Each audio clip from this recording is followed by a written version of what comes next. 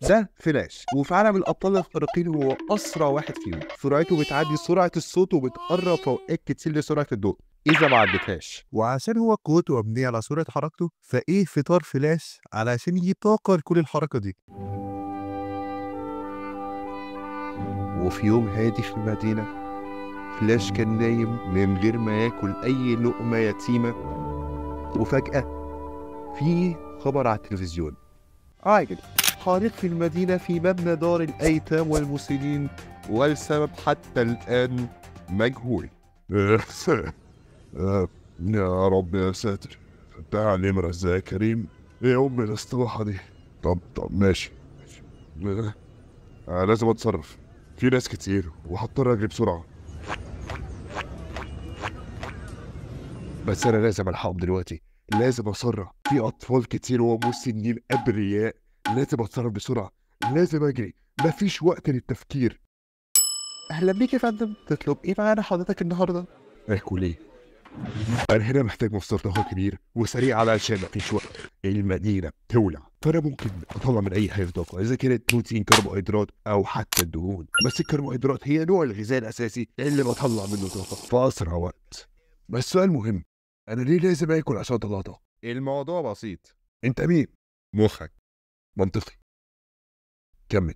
انت اكلتك، جسمك هضمه واداه للخليه، الخليه هتاخده تعمل عليه شويه تفاعلات كده وتمسك الجزيء تفكه حتت وتطلع منه طاقه، وتخزن الطاقه دي في ماده اسمها الاي تي بي. وعلى راي مدرسه الاحياء ميس سلوى، منك يا ميس سلوى، زي ما كنت بقول، دي ممكن تعتبرها زي الفلوس اللي بتستخدمها علشان تشتري خدمة. يعني تتحرك ATP، تنط ATP، تجري ATP. ATP ما تفكرش. نكمل. الأكسجين بقى بيدخل في آخر عملية في تصنيع ال ATP ده. يا فندم. معاكي. تطلب إيه يا فندم؟ نديها مربى. حضرتك عاوز كام رغيف مربى؟ كام رغيف مربى؟ دلوقتي الشغلانه دي بحبشتكناتها بابا غنوجها ما تخلصش في اقل من نصايه، وعشان نلحق الناس دي كلها هجري بسرعه السوق. ماك 1. حلو، دلوقتي في علماء للرياضه، مش الرياضه دي، لا دي.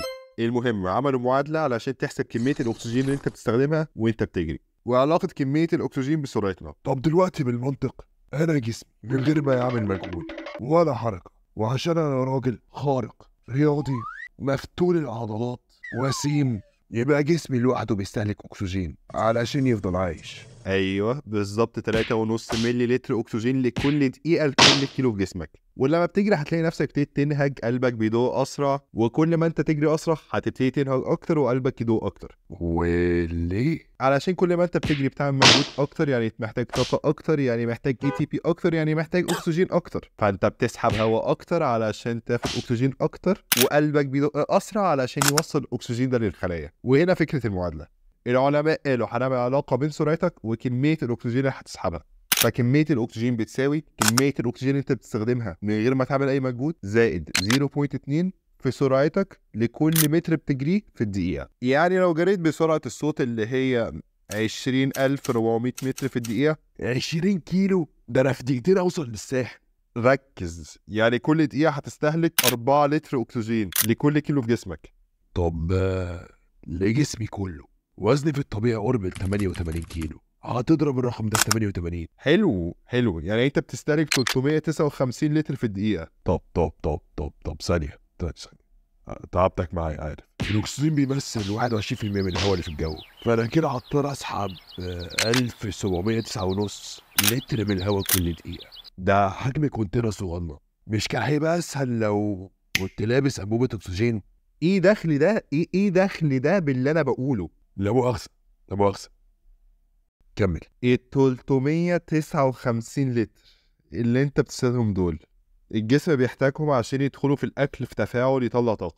في الطبيعي كل لتر اكسجين بيشتغل على 5 كيلو كالوري، يعني 359 في 5 هيساوي 1795 كيلو كالوري في كل دقيقة. يعني في خلال نص ساعة جسمك هيستهلك 53,850 كيلو كالوري. انت ممكن تشغل تكييف لمدة 5 ايام بالطاقة دي. يا فندم كام واحد؟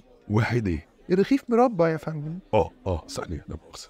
لو الرغيف الابيض الواحد فيه 135 كيلو كالوري، ومعلقة المربى الكبيرة فيها 55 كيلو كالوري، نقول نحشي الرغيف معلقتين مربى، يعني كله على بعضه 245 كيلو كالوري. فقاسم الطاقة اللي أنا محتاجها كلها على طاقة الرغيف الواحد، يعني 220 رغيف مربى عشان أكمل الجارية دي على خير. 220 رغيف مربى لو سمحت. تمام يا فندم، ربع ساعة وهيجولك. طب كان لازم آكل رغيف مربى ولا كان في حاجات أحسن ممكن آكلها؟ بس ثانية، إيه سبب الحريقة المرة دي؟